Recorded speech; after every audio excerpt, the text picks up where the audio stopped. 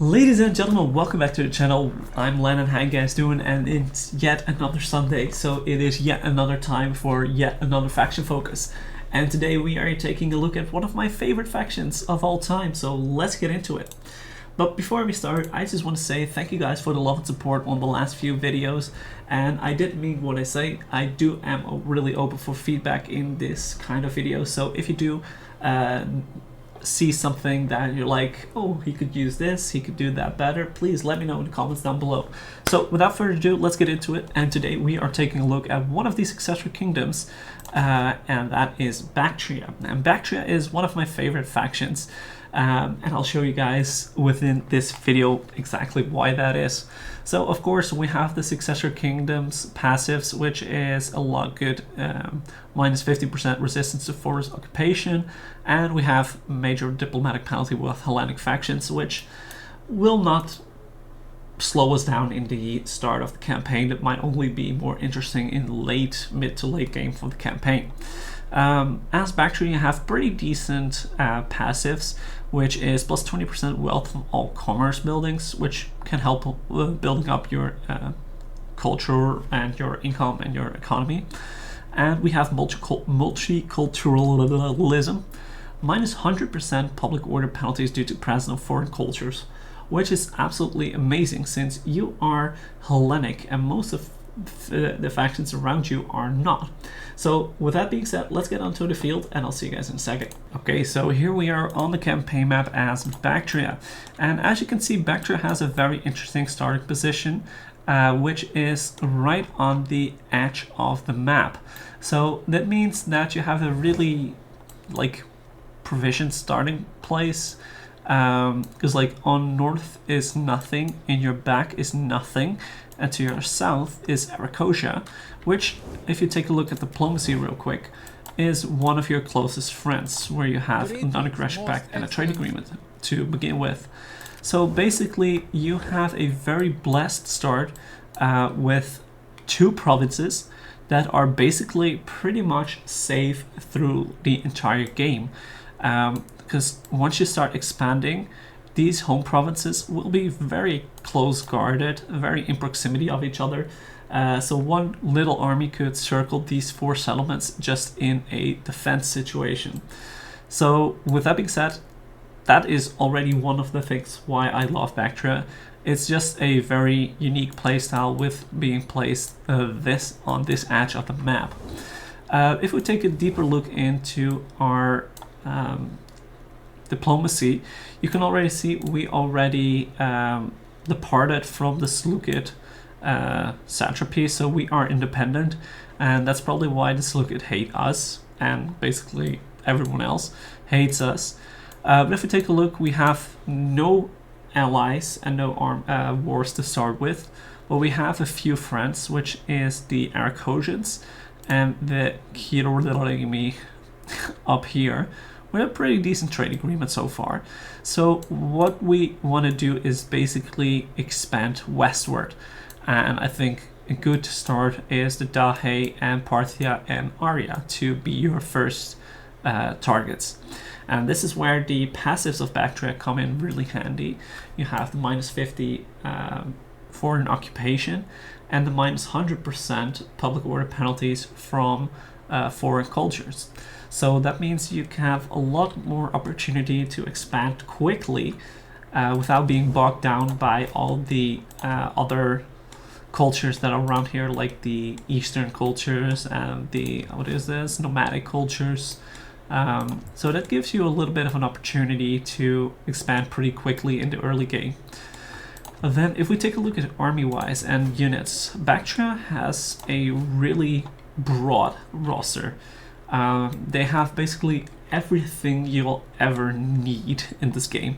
As you can see, the muster field expands into 3 different categories. So if we take the cavalry department, with the stables, you actually immediately get access to citizen cav, light horse, which is pretty decent cavalry, and you get access to horse archers. So within tier 2, you already have access to horse archers and decent cav. Tier 3 you get the Baktria Noble Horse, which is a very good solid cav unit, melee cav unit I believe.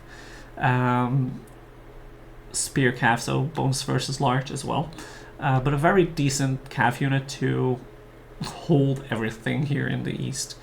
Also you get the ability to build war elephants, which are just amazing, but in the east are very vulnerable to all the other factions with horse archers, javelins, and archers, so you gotta be careful recruiting Indian war elephants.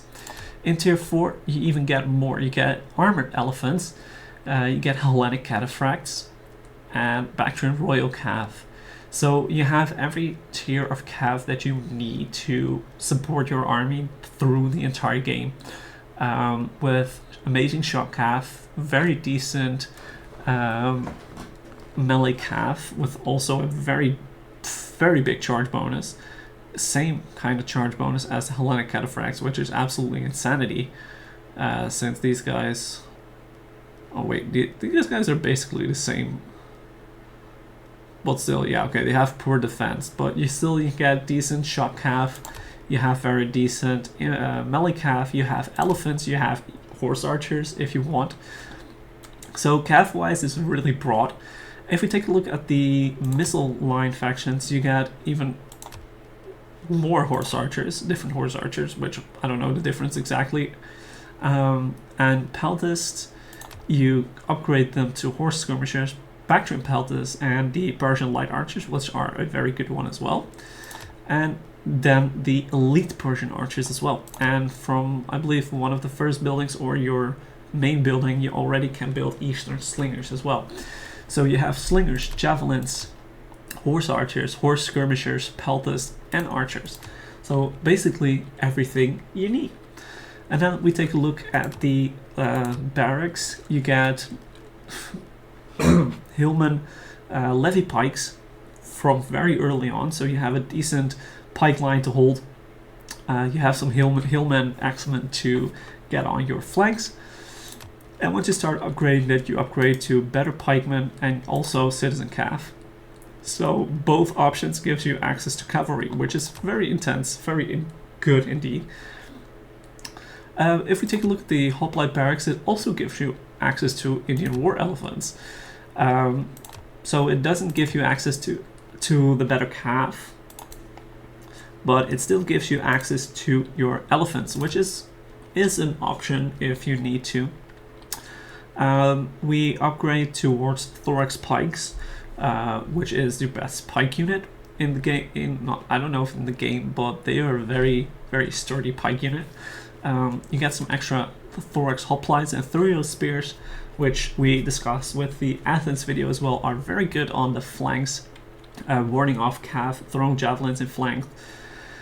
And you have a very decent sized melee infantry department with your thorax swords alongside your Bactrian Hillman. And over here you get the royal barracks, you get the Bactrian royal guard, very decent spear unit, and you also get the Indian armored elephants and Hellenic cataphracts. So basically you could do without this line and still get some units of cav and elephants.